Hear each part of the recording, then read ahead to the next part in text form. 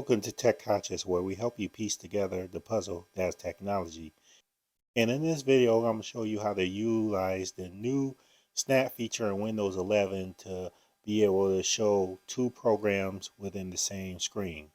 So let's just say, for sake of example, that I am typing out like a term paper and I'm doing internet surfing at the same time. So first of all, I'm going to open up both my programs I intend to use. I'm going to use Microsoft Edge and then Microsoft Word.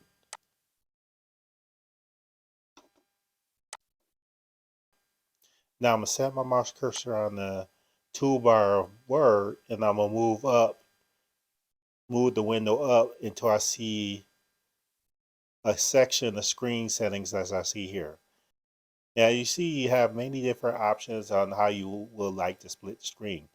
Now in this case, I'm going to use the second one from the left. So I'm going to move my mouse cursor to the part of the screen I like Word to be set up if it let go. And then it's going to put that program in that section of the screen.